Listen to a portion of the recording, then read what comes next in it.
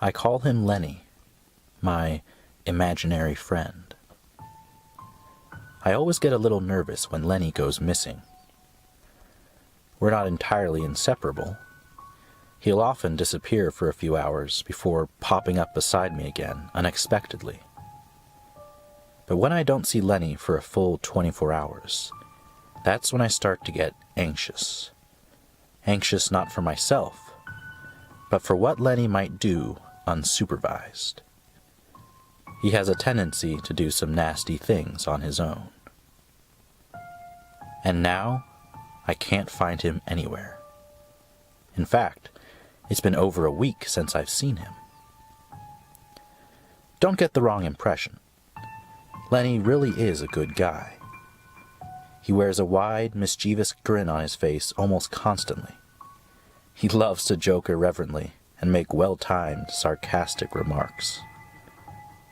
And Lenny has this contagious energy about him, a vibrant pep in his step and a sly flash in his eyes, that comforts me when the day seems unbearable.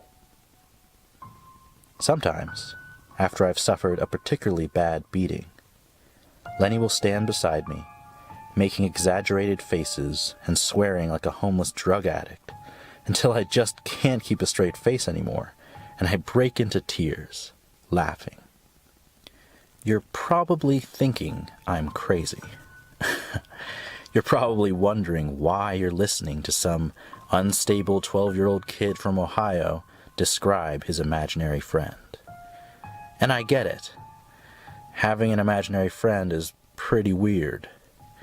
But don't think that I'm crazy. Or, if you do think I'm crazy, don't go around telling all your friends and laughing at me behind my back. That's what the kids at school do, and I don't like them. I'd like to think that we're friends, you and I. I'm very nice to my friends. Anyways, where was I? Oh yeah, I was telling you how Lenny really is a nice guy. And he is. But I will admit that he has a side to him that isn't so nice. A violent, tempestuous side. Let me give you an example. About a month into the school year, I got called into the principal's office to discuss my grades, which, I'll be honest, were pretty poor. But instead the principal wound up asking me about my social life. How did I like coming to a new school? Was I making friends? How were things at home and with my parents? I think the principal meant well, but his questions just made me feel uncomfortable and awkward. I mean, I didn't really know how to answer him. I was shy enough, and I just wasn't accustomed to having an adult ask me anything about what I was feeling, or what I cared about, or if I was happy. Anyhow, there I was, squirming in my chair in the principal's office, when Lenny appeared, sitting in the chair next to me. He wasn't smiling at all, and he didn't say a word, but he looked so angry, so unapologetically furious, that I thought he was about to grab the principal by the throat and snap his neck right then and there. I told the principal I was sick and had to leave, grabbed Lenny by the hand, and rushed out of the room. So, yeah, sometimes Lenny loses control. But I tell him to be rational, calm him down, and everything turns out okay. Nothing to worry about, right? When Lenny goes missing, and he's off on his own, and I can't keep an eye on him, that's a different story. That's when I get nervous, scared even, because I know what he's capable of. And like I said, I haven't seen him for over a week. All day at school, I can't stop thinking of all the previous times Lenny went missing, and what he had done. There was that time Lenny left the body of a stray cat on the doorstep, covered in dried blood with its throat cut open. Once Lenny broke into the house on the corner of the street and completely trashed the place. Broken dishes, turned over furniture, ripped family photographs, torn up floorboards. The last time, Lenny threw rocks through all the windows of our house in the middle of the night. My parents didn't file a police report because, well, they thought I had done it. My dad had punished me the way he normally does. I never caught Lenny in these violent acts, but there was absolutely no doubt in my mind that it had been him every time. He would even brag to me about what he had done, after the fact. Although I scolded Lenny harshly for his behavior, and he would even apologize, promising never to cause destruction again, I always believed that he never really regretted what he did, and that he would apologize mainly to appease me.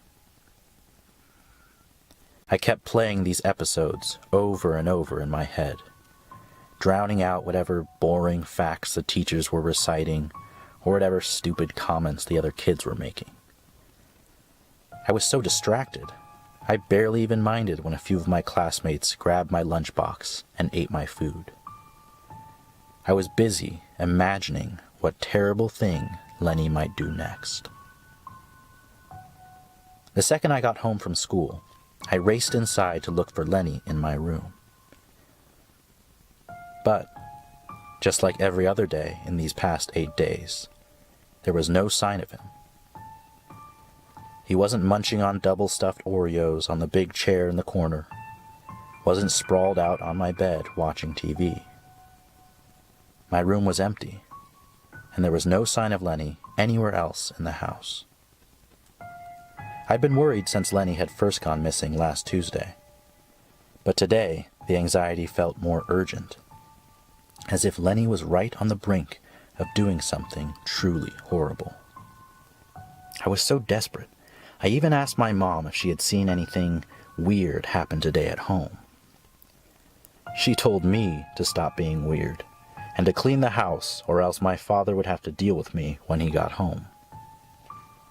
I couldn't sleep that night. I lay in bed, convinced I was going to have nightmares, and that when I woke up, the nightmares might turn out to be true. I closed my eyes, listening to the sound of the TV playing in my parents' bedroom. When the sound stopped, I waited another 40 minutes or so, till I was confident they were both asleep. Then I tiptoed downstairs and sneaked outside. I had to find Lenny tonight, and I figured the best place to start was around the neighborhood. I wandered up and down the blocks until my feet ached and I was rubbing my arms to stay warm. I was passing through the local park when I saw Lenny, sitting on one of the swings. I came up slowly behind him. He looked tired, swinging back and forth with his head hung low. When I finally got to Lenny, I was surprised to see that he didn't look angry or bitter, but instead he looked sad, an emotion I had never seen before on his face. It looked like he had been crying. My urge to yell at Lenny for disappearing and blame him for all my worry faded. Seeing him like this, there was nothing like that I could say. I sat on one of the swings next to him. "I don't think I can keep going on like this," Lenny said, breaking the silence. "What else can we do?"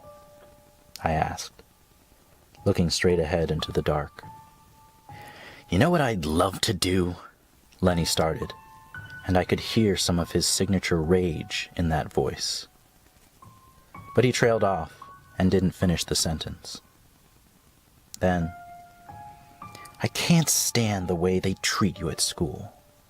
I mean, seriously. Those stupid bullies have nothing better to do than make people miserable and belittle the weak.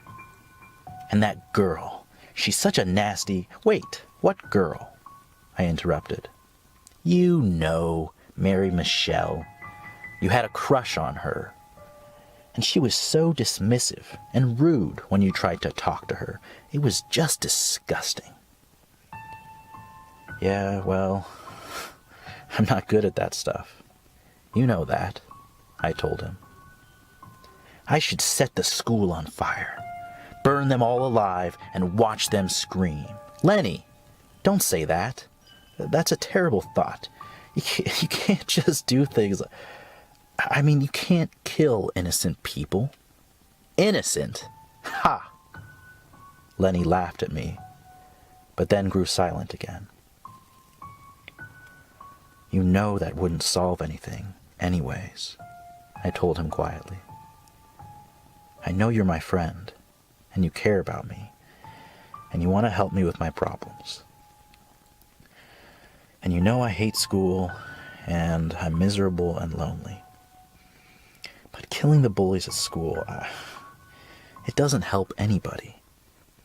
If you want to solve a problem, you have to get to the root of the issue and take care of that. Lenny seemed to ponder that for a few minutes. You're right, he admitted.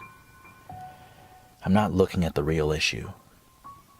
I'm just lashing out angrily at the world. You know the real problem with your life? I didn't answer him. We sat there for a few minutes in silence. Then Lenny stood up, looking transformed. He was bouncing with energy and grinning like an idiot. Race you home, he said with an upbeat voice, and dashed off into the night. Hey, you can't... I started to run after him, but after a block I stopped and just walked. I wasn't really in the mood for running that night. I made it home after another 10 minutes or so of walking. Let me ask you a question. Yeah, you, listening to me now. I mean, I know I won't be able to hear your answer. You're just listening to me, so this conversation is going to be one-sided. But I want you to think about it. Do you think that some things that happen in life are just inevitable? I'm standing in the kitchen, and I don't know why, but I feel nothing.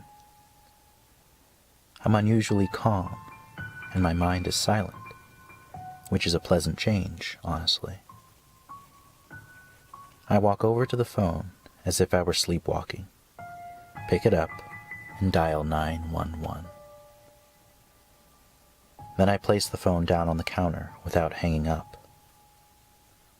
The police station is just a few miles from our house, so I know they'll be here soon.